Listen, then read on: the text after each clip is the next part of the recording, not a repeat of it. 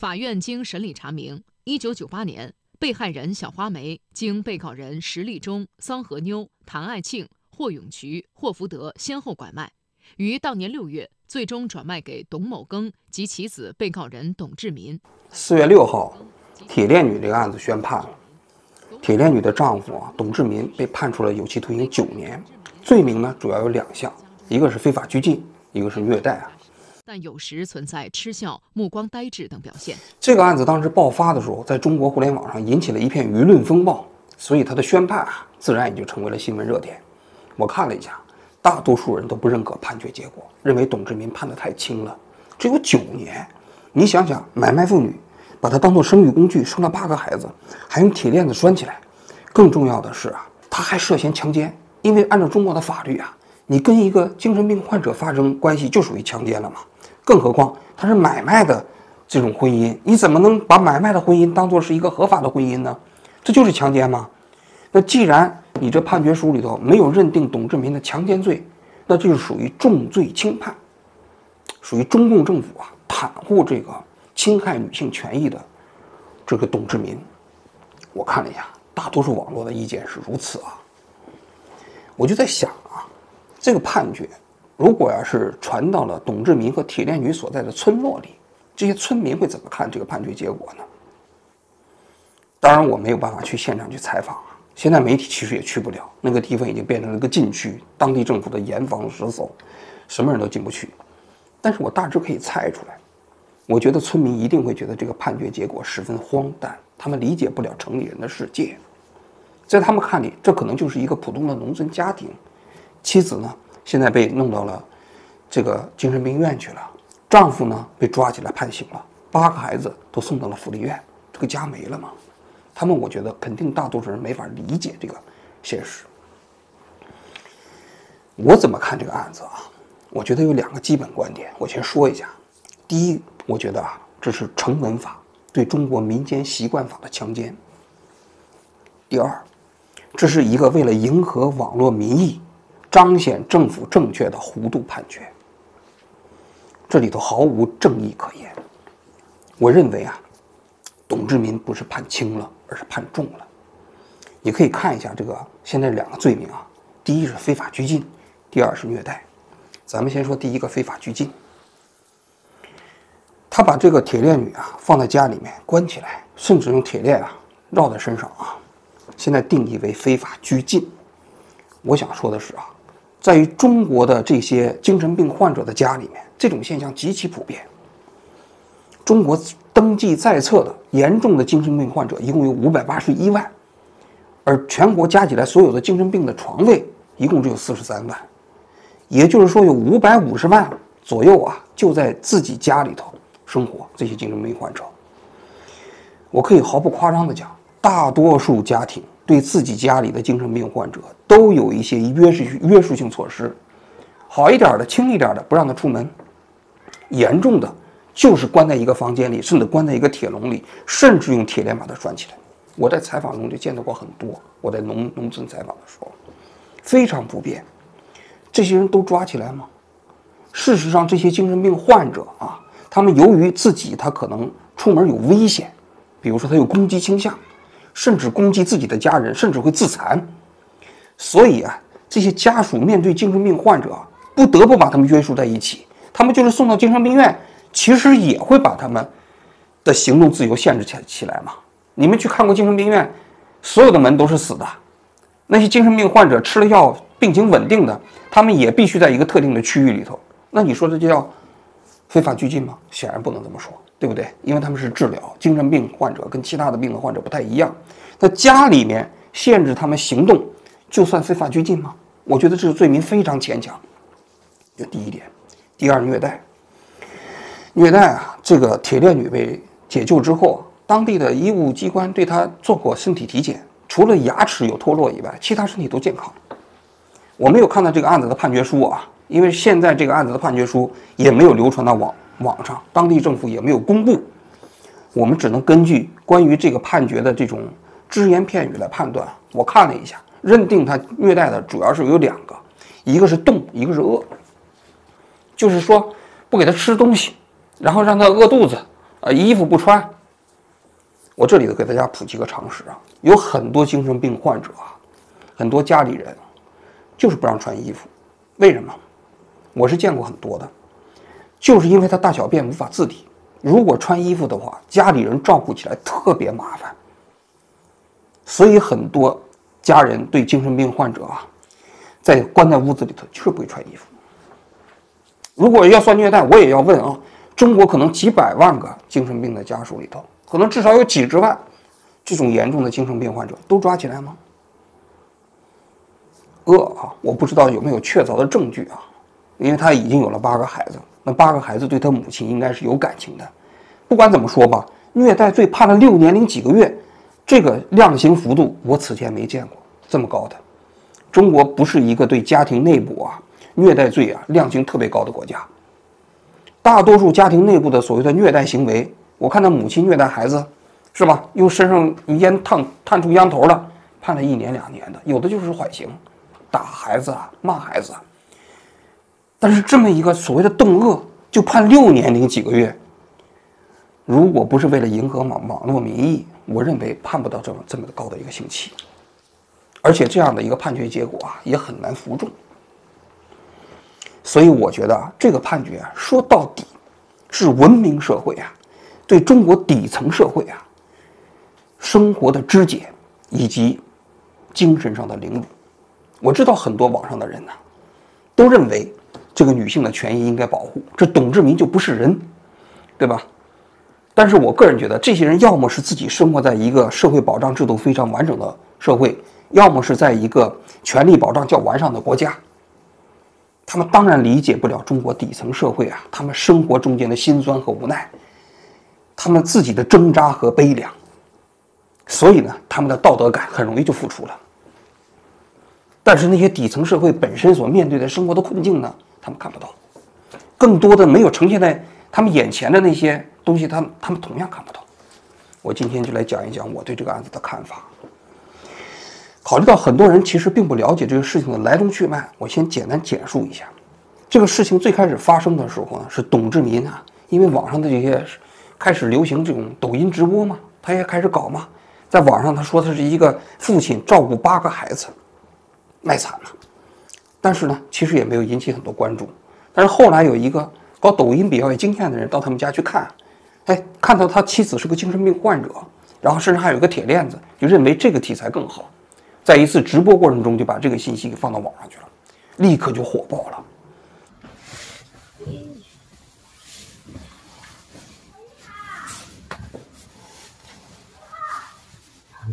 他都是小孩的衣服，没发现他能穿，这个还能做穿上。当时网上的人对这个主要是2个这个态度，第一是这个家庭太可怜了，另外一个人就认为这个女的太可怜了，这家人都在虐待她。这个天气是这个大姐经历了什么？我们的爱心到哪里去了？于是这个舆论风暴酿起来的结果很快是当地政府开始介入，最后把这个铁链女从他们家里给带走了。后来董志民在1个月之后也被抓了起来。后来当地机关在调查之后还原了整个事态的来龙去脉就1998年的时候年初，这当地有个叫桑卯妞的人，这桑卯妞是个云南人，跟这个小花梅，也就是这个铁链女是一个村子的，一个县的吧。她的丈夫叫石卯忠，这个桑卯妞其实当年也是被贩卖到这个江苏的他们有个邻居叫徐卯东，也是个老光棍，没有媳妇儿，就找到这2口子，希望这个桑卯妞能够在云南给他找一个媳妇儿。这2口子就答应了。这桑卯妞回到云南之后，就找到了小花梅的父母。这小花梅呢，有些精神疾病，早些年好像跟别人结过1次婚，被人给送回来了。家里人肯定觉得她是个负担，对吧？所以当时桑卯妞就跟这个小花梅的父母说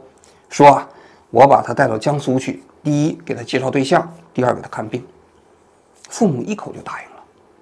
就觉得肯定这桑卯妞是帮了他们的大忙，因为把这个小花梅带走了之后，这负担就解决了嘛。于是这桑卯妞呢，就把这个小花梅从云南带到了江苏。这小花梅其实是个少数民族，她连姓氏都没有，就叫小花梅。到了江苏以后呢，就跟着徐茂东在一起生活了。徐茂东给了这2口子5000块钱。3、4个月之后，这小花梅突然走失了，徐茂东就觉得自己亏了，找了好几天没找着嘛，就找到这桑宝牛夫妇要求退钱，退了2000块钱。后来1个月之后，这小花梅被人在300公里之外的河南叫夏邑县的一个餐馆里被人发现了。至于他怎么去到的300公里之外的这河南的夏邑县，没有人知道。这1个月期间，他到底经历了什么，也没有人知道。但是当时他被这个姓谭的夫妇2个收留了，那肯定当时他的状况很糟糕。因为女性的精神病患者在外面流浪其实是非常惨的，要么是有的时候被人盯上之后强奸，有的呢会被人打骂，这是在中国的社会现实，很多人都不知道。这2口子收留了这个小花梅之后1个月之后，他把它卖给了周围打工的霍氏这个兄弟2个人，这2个人买的价格是3000块钱，他们就把小花梅从这个夏邑县带到了江苏的欢口镇，卖给了董志民的父子俩。从此以后，他就进到了董家，跟董志民一起生活，生了8个孩子，直到新闻爆发，就是这么一个过程。这里头其实主要包含2个方面的内容第一是买卖妇女，第二就是精神病患者的这个权益问题咱们一个一个讲首先讲这个精神病患者的权益问题我个人觉得有一个基本的观点，政府在没有能力救助的情况下，他就没有权利进行惩罚，这是我的一个非常重要的观点。为什么？因为精神病患者在中国是一个非常大的群体，我刚才讲了580万。对于农村的家庭来说一旦一个家庭要是有个精神病患者，这个家庭基本就垮了，因为看病看不起。精神病这个患者长期看病花费巨大，然后呢又看不到尽头，吃药了好了之后出来之后可能又会犯病，可能还会再送过去，所以对于家庭来说是一个终身的折磨。所以很多家庭基于经济的考量，也基于精神病患者本身对其他人的折磨，对精神病患者普遍都不太好，这是社会现实。我在采访过程中间，我自己在云南贵州那地方我也做过采访，我见过，就包括这种把自己家里头女性用铁链子拴起来的，我也见过。那个女的精神病患者很年轻，他们家里头就相当于把她卖给了另外一个老光棍，那个人有残疾，她长得比较漂亮，但是因为她是有精神病嘛，她会狂躁起来，会暴露嘛。我们想去采访那一天的时候，那个当地的村支书就跟我们讲，他说提前跟这个人讲，他说第一他被铁链子拴着，第二没穿衣服。我们要采访的时候，他必须要让他重新穿上衣服，因为是个女孩子嘛。给他生了2个儿子，2个孩子，一个孩子精神有问题，另外一个孩子是比较正常的。他们这样的家庭在农村社会里头都是社会最底层。在农村社会里头，大家都认为这些女性的患者如果能嫁一个人，她还有人照顾她，有口饭吃，不至于流落街头，还算是一个比较好的归宿。而那些男性的精神病患者，由于没有生育价值，所以家人嫌弃，最后那种惨死的比比皆是，就关得像一个猪圈的笼子里头，就死在那儿。这就是中国当时10几年前中国农村社会里头精神病患者真实的社会现实。我觉得这个很多人不了解那么面对这种情况，你说这些精神病患者值不值得同情？当然值得同情。但是呢，你要单纯的指责这些家庭本身不人道我觉得其实这个也不太对。为什么呢？因为一个精神病患者拖垮一家人，其实对这个家人来说也不公平，因为这是上帝投骰子嘛，投到你们家了，你这一家族就完了，对不对？所以理论上来讲，这些精神病患者应该由政府提供医疗保障，然后呢，家里人把他们送到了精神病院去，这个可能是对他们来说进行一些精神上的照料。我觉得这个是才能满足所谓这个社会中间的最基本的权利保障。但是如果你政府做不到的情况下，你又要求这些家庭的社会组织承担完全的这种义务，让这些所有的精神病患者都能达到让世界上所有的群体都能看得过去的人权保障水平，根本没可能。所以就衍生出这样的结果。所以你看到了这样的铁链女被拴在这家里面，别人看到了之后觉得，哎呀，这怎么可以？这太可怕了。在这里头，真正的问题，我觉得有2个因素：第一是经济社会发展水平，第二是社会保障水平。经济发展水平决定着这个社会能不能把这些精神病患者都纳入到政府管辖的范围内，因为取决于财力嘛。你贫穷的社会，你做不到这一点嘛。在中国改革开放之前，对吧？没有这个所谓的财力嘛。你别说共产党邪恶国民党政府也没管嘛。在历史上，在中国所有的历朝历代，精神病患者就不是人，没有人会把他当人。有的地方甚至会采用私刑把他们杀掉。为什么？就是在那个时候，经济社会发展水平一方面没有人权观念，更重要的在于也没有办法通过社会保障体系去关注这些人，这是第一点。第二点，有了经济发展水平，政府能不能通过社会保障把这些人覆盖到？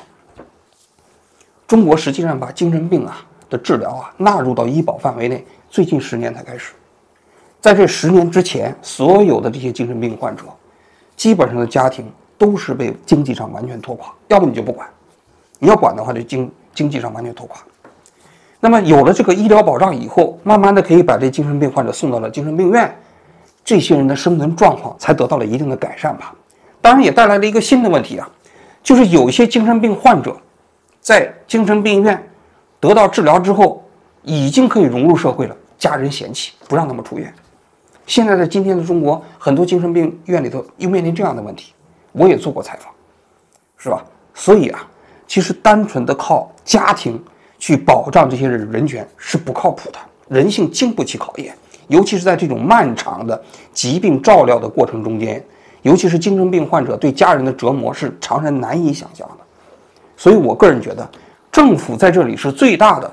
需要承担责任的，因为这些精神病患者本身都是只有部分民事能力的人，他的监护人是谁？应该是政府嘛。如果政府不能对他们施以援手，给他们以社会保障，说实在的，政府没有权利要求这个家庭本身给他们足以让社会所有人都满意的人权保障水平。我不是说不能惩罚比如说有的家庭觉得自己的精神病患者是个累赘，把他杀了，这当然要惩罚。但是你说他们给这些精神病患者没有那么高的社会保障水平，你就惩罚他，你就说他非法监禁，你就说他虐待，我觉得这个难以服众，我接受不了。我认为，说实在，就我的核心观点，当政府你没有付出进行保障的时候，你就没有权利惩罚。只有什么情况下你有权利惩罚？就是你已经给了这个社会，给这个精神病的家庭提供了足够的社会保障了，他可以把这个精神病患者送到了医院，他也可以把这精神病患者纳入到医保，他们家里的几乎不需要承担什么经济负担的时候，如果这个时候他还不能给他们以足够的人权保障的时候，这是你政府才有理由，你才有权利惩罚他们，否则你没权利惩罚。这是第一点。第二点，关于非法拐卖妇女这个案子中间，这小花梅不是被拐卖的吗？所以很多人当时在讨论拐卖妇女的时候讲到买卖同罪，讲到一定要解救。我当时在网上说了一段话，引起了很多人的不满。我说在现实生活中解救的时候有的时候面临这样一个困局。什么困局呢？就是这些被解救的妇女本身不愿意被解救，因为现实中间有3个原因。第一，自己的家庭所生活的那个地方经济条件普遍不如被拐卖的地区，就是这个地方经济条件好。第二，丈夫可能人还不错，还可以过日子。第三，有孩子了。这3个原因难以割舍嘛，对吧？所以很多政府部门去解救这些妇女的时候你会发现这些妇女很抗拒。我就说了这么一个帖子，当时网上很多人骂我只是说解救之难，因为你满足了你自己的所谓的正义观，但是呢，你要让被解救的人陷入到了一种更悲惨的生活境地，那我觉得这就不是解救，这是2次伤害。我的观点跟刚才一样，政府如果不能给这些被拐卖的妇女足够的支持，他就没有权利要求这些妇女必须被解救，因为我们解救的目的绝对不会是让人陷入到更悲惨的这种生活状况。如果陷入到更悲惨的生活状况，那还叫什么解救啊？因为这些妇女被解救出去之后啊，她的原生家庭不接待、不接受，然后呢，社会本身呢又歧视她们，同时她又丧失了自己的家庭，那你想想，对他们来说，这种解救有什么意义啊？那就是这种解救本身不就是二次伤害吗？对吧？那什么情况下这种解救才有意义呢？就政府你给他提供足够的支持，他离开了这个被曾经拐卖的家庭，他还可以自由的活着，同时还可以活得不差于这个家庭。这种情况下，你尊重他的意愿，必须离开这个家庭才有道理。否则的话，你一旦把他解救开了，他原生家庭不接受，原来的那个地方回不去，他离开这个村落里头又没办法生存，这叫解救吗？这不是二次伤害吗？这搞不好他会自杀的。大家还记得当年的义务教育法吧？义务教育法里的规定啊，每一个孩子都有接受教育的权利，但是中国的义务教育法在实行的时候，长达10几年的时间，中国有大量的失学儿童，所以中国搞了一个希望工程。当时我做这个报道的时候啊，我曾经想过这么一个问题，我说一方面中国有义务教育法，另外一方面有希望工程，这两件事情不荒谬吗？为什么？因为义务教育其实有一个前置条件，就是政府必须让这些所有孩子上学成为一项福利，而不能成为负担。因为当时学费不免呀，对于很多家庭来说，送这些孩子上学他送不起，怎么办？他就不得不违法。那么在这种情况下，你能惩罚他的父母吗？你惩罚他们的父母有正当性吗？没有，对不对？因为如果你要求他们的孩子必须上学，你就必须首先是免费，免除一切学费杂费。在这种情况下，如果父母还不让这个孩子上学的话，你才有惩罚他父母的权利。这就我说的，你要先行提供救助体系，你要先行提供支持体系，你才有权利进行惩罚，你才有权利去解救。否则的话，你就只应该尊重这些父母的权利，这些意愿就是如此嘛。我知道我说的这些很多人不接受啊，因为我常年在外面采访啊，我见多了这个民间社会的苦难，我也知道这种简单的惩罚本身不解决问题，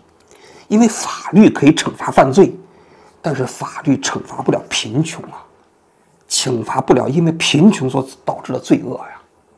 所以我的观点就是，如果一项罪行它是因为贫穷所导致的无意识的犯罪，这个社会没有权利惩罚他，这个社会只有权利帮助他们。对于董志民这样的家庭，我认为政府只有权利去帮助他们，没有权利惩罚他们。在他们漫长的小花梅被转卖的过程中间，政府在什么时候提供过帮助啊？在他到董家之后，政府又在多大程度上、什么时候给这个家庭提出过帮助啊？没有吧？那这个家庭因为底层社会，他们共同生活到现在你说他违法了，把她的丈夫抓起来了，把小花梅也抓走了，送到精神病院去了，这是正义吗？我觉得这跟正义一点都不沾边儿，这只不过是满足了少数人的正义的观感而已。元旦的时候给他洗头，这个时间还不用啊！哎，这就现在这就最好的。俺妈家我给他洗头发，时间不要吧？哎哦，这个时间的不要嘛。早上哎，你看这小青蛙太可爱了。其实说到今天这个案子，我也多少有点激动啊，情绪上有点难以克制，就是因为我在采访过程中，我见到了太多的类似的事情。我知道这个不是通过惩罚能够解决的，它要么一方面通过经济发展，社会水平发展了，另外一方面通过利益博弈，让这些被忽视的群体能够纳入到医保，在这个基础上，他们整体的境遇才会慢慢改善。否则的话，在网上喊打喊杀，抓100个、抓1万个董志民，能解决问题吗？有人说要把这些买卖同罪都抓起来，这个桑卯妞被判刑，我觉得其实挺有意思的。桑卯妞的身份呢，她一方面本身是当年被拐卖到了江苏，嫁给了她的丈夫石茂忠，她丈夫比她大20岁。但是呢，他其实最后也并没离开这个家庭，他又回到了家里，把小花梅介绍到了江苏，并在这个过程中也收了钱。我觉得他的个人命运特别有某种隐喻。他其实可以离开这个家庭的时候，他也并没有逃离。据不完全统计啊，就江苏一个省，类似的这种在特定的历史阶段啊，就是30年前开始到10几年前结束啊，至少有100万个家庭是通过这种买卖的形式完成了婚姻的。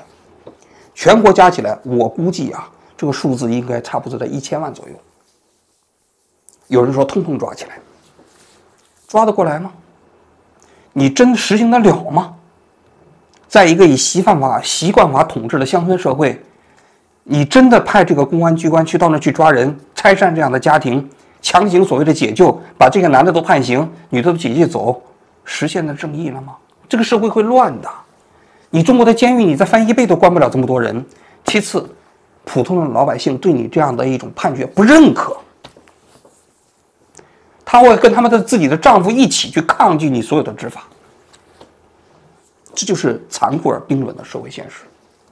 铁链女的新闻啊，我最后还想再讲几句啊。第一，这个新闻发生的时候，网上有2派争论，一派认为啊，这南光棍在农村里头找老婆也是人权，他找不到正常的老婆，他就买一个；买不到正常的媳妇儿，就买个精神病患者，这个权利也需要尊重。反对的认为呢，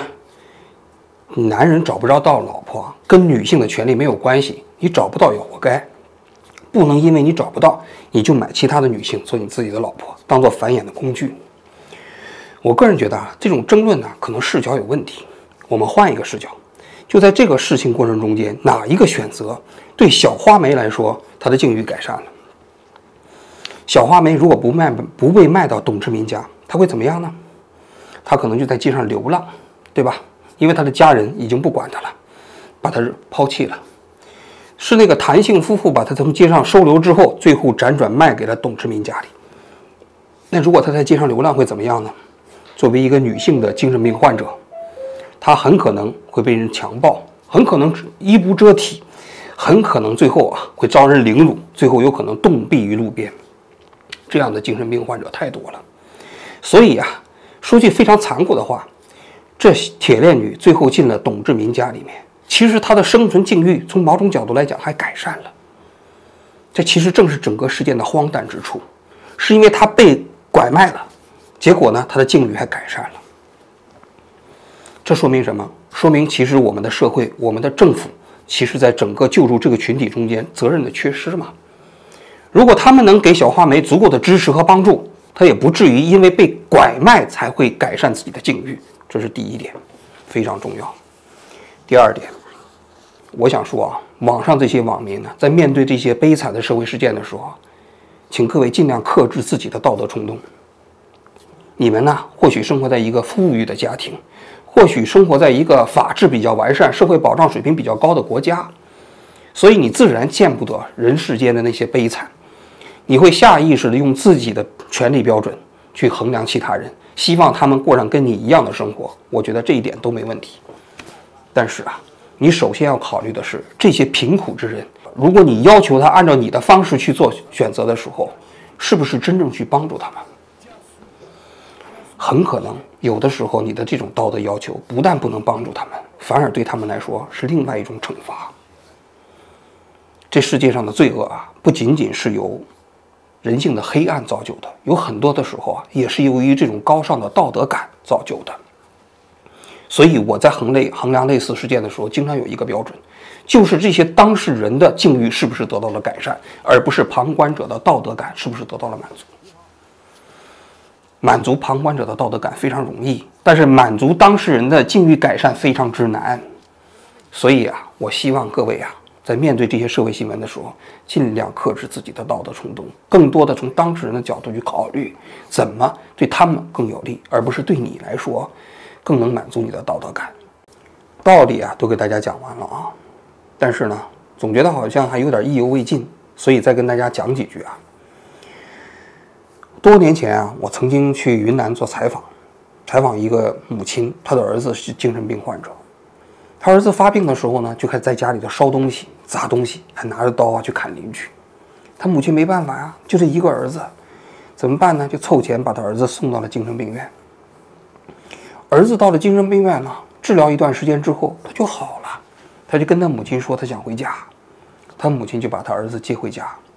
但是精神病患者有个问题，一旦要是认为自己好了之后啊，吃药的依从性就会变得很差。他在精神病院的时候啊，有医生强迫他吃，但是回家之后，他母亲让他吃药的时候，他就不愿意吃了。结果隔了一段时间之后啊，他就又犯病了，又开始烧东西啊，拿着刀啊出去砍邻居。他妈没办法，就又把他送到精神病院接受治疗。治疗一段时间，他就又好了，他又给他妈打电话，哀求他妈想把他给放出来。如此反复几次啊，这个母亲呢，精神就崩溃了。我去采访他的时候啊，这母亲呢，她说的话我实际上不太听得清啊。她就在那一边抹眼泪，一边在给我讲，她就这么一个儿子。最后他去到精神病院看他儿子的时候，他就不敢让他儿子出来了，他也不敢见他的儿子了，因为见他儿子的时候，他儿子哀求他，想要把他放出来，他狠不下这个心，拒绝自己的儿子。最后呢，他就每次去看他儿子的时候，就把那些食品呢放在医院医生的办公室，他就走了。他跟我讲，他说：“王记者，你知道吗？你知道我心里头有多难受吗？我多么想让我的儿子出来啊，但是我又不敢呢。”我当时啊，面对这个绝望的母亲的时候，我也不知道怎么去安慰她，